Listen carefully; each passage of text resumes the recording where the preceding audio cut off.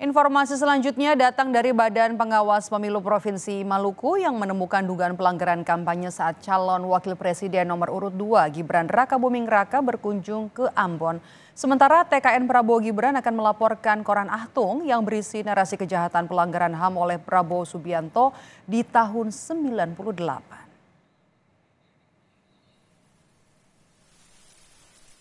Menurut Badan Pengawas Pemilihan Umum Provinsi Maluku, ada dugaan pelanggaran saat Cawapres nomor urut 2, Gibran Rakabuming Raka, bertemu sejumlah kepala desa dan raja di sekitar Pulau Ambon.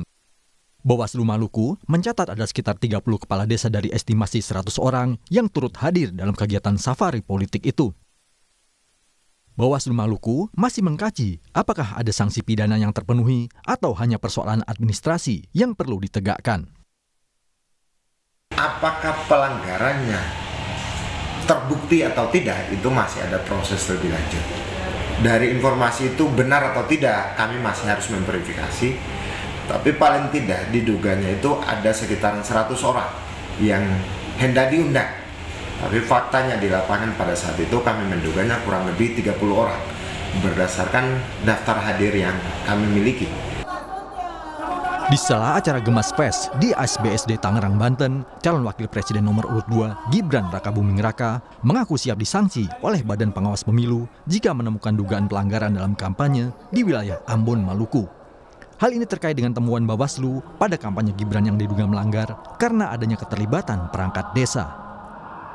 Oh, silakan, jika ada pelanggaran, jika ada dugaan-dugaan yang misalnya tidak benar, kami siap disanksi, dipanggil. Seperti kapan hari, silakan. Ketua Bawaslu Rahmat Bagja menyebut pernyataan keras Capres nomor urut 2 Prabowo Subianto saat kampanye di Riau belum ditindaklanjuti sebab tidak dilaporkan. Bawaslu menunggu adanya laporan dari panitia pengawas pemilu tempat Prabowo berkampanye.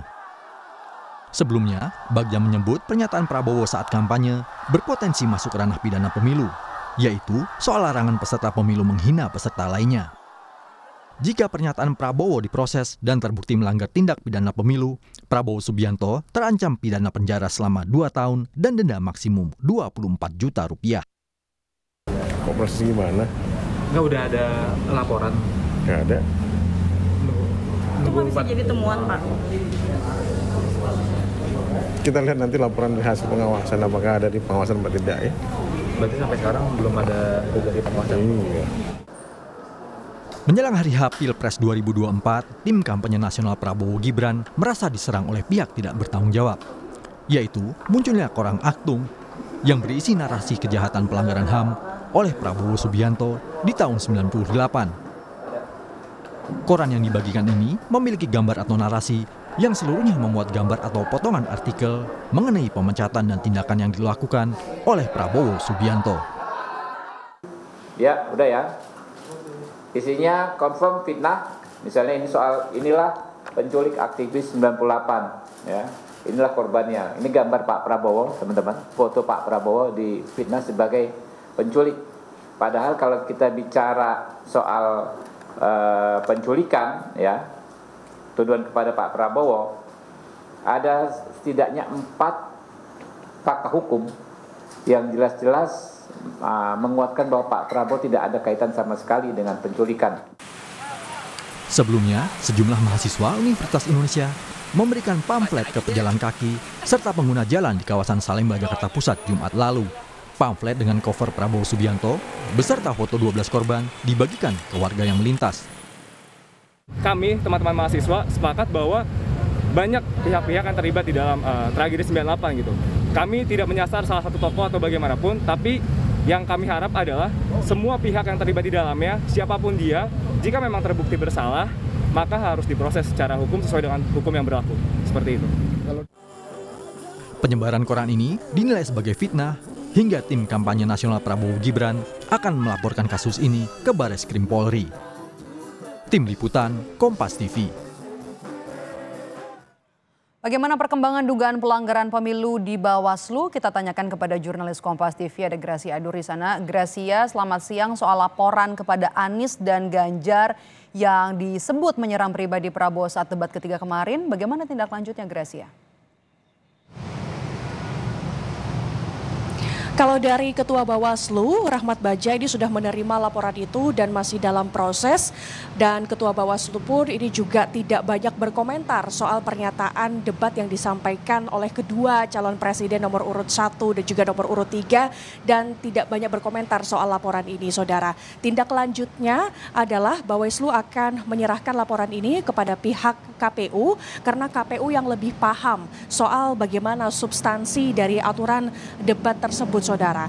Bagi Bawaslu, laporan ini merupakan laporan pertama yang masuk ke Bawaslu soal pernyataan debat masing-masing capres dalam debat hari Minggu tanggal 7 Januari lalu, dan berharap ini adalah laporan yang pertama dan terakhir dan tidak ada laporan-laporan lagi yang masuk, saudara. Kalau saya berbicara sedikit soal bagaimana kronologi sehingga laporan ini bisa masuk ke Bawaslu, awal mula ceritanya adalah pada hari Senin tanggal 8 bulan Januari 2024, Pendekar Hukum Pemilu Bersih ini melaporkan Anies Baswedan dan juga Ganjar Pranowo, di mana ini membahas soal debat capres yang dilaksanakan pada hari Minggu 7 Januari lalu, saudara. Isinya adalah mereka tidak terima soal pernyataan yang disampaikan oleh Anies Baswedan yang bilang bahwa lahan milik Prabowo Subianto adalah seluas 340.000 hektar, dan juga tidak terima dengan pernyataan yang disampaikan oleh Ganjar Pranowo yang mendesak Prabowo untuk membuka data rahasia negara, saudara. Nah, kalau menurut mereka soal lahan Prabowo yang disampaikan oleh Anies Baswedan itu tidak benar. Menurut mereka tanah Prabowo yang disampaikan di LHKPN ini senilai 275 miliar rupiah.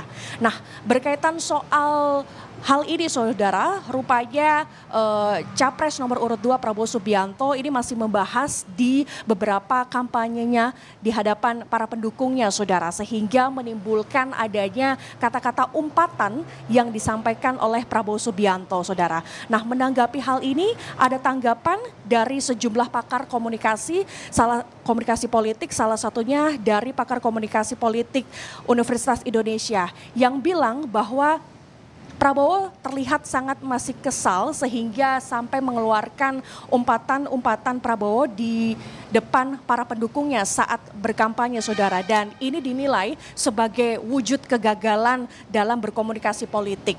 Tidak hanya menuai tanggapan dari pakar komunikasi politik, tapi ini juga ada tanggapan dari Sekjen PDIP Hasto Kristianto yang ini juga sependapat dengan Wapres ke-6 dan 10 Yusuf Kala yang bilang bahwa seorang pemimpin itu harus bisa lebih menahan emosinya, saudara.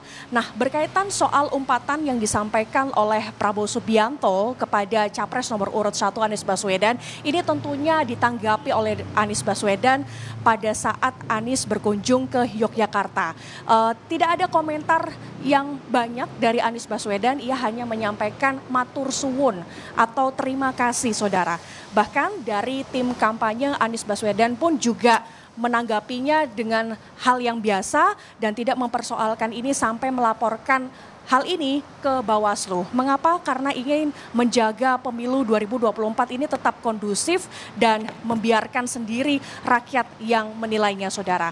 Nah, berkaitan soal ini Bawaslu menanggapi soal umpatan Prabowo.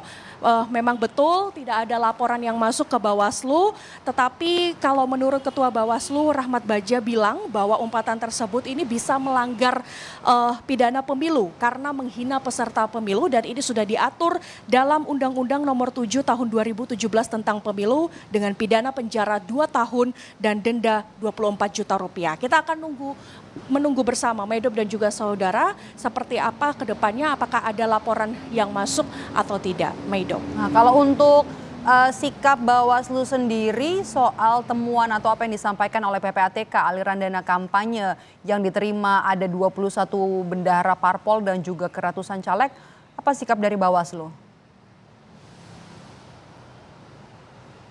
Sikap dari Bawaslu, Medop dan juga saudara ini masih mempelajari temuan PPATK. Karena menurut Bawaslu temuan dari PPATK ini masih berupa informasi, belum sampai ke alat barang bukti, saudara. Nah, untuk lebih lengkapnya kita simak bagaimana pernyataan dari Ketua Bawaslu Rahmat Bagja.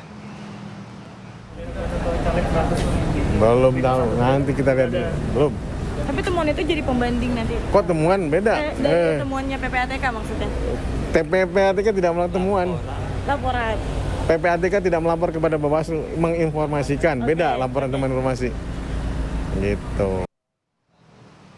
Iya, dari hal ini Saudara, Rahmat Bagja mengaku PPATK sudah memberikan 2 informasi dan kedepannya juga Bawaslu ini menyurati ke seluruh peserta pemilu untuk melaporkan semua dana kampanye ke dalam laporan awal dana kampanye dan meminta peserta pemilu untuk tidak melanggarnya. Kembali ke studio, Medop. Terima kasih jurnalis Kompas TV Gracia Adur melaporkan langsung dari kantor Bawaslu Jakarta.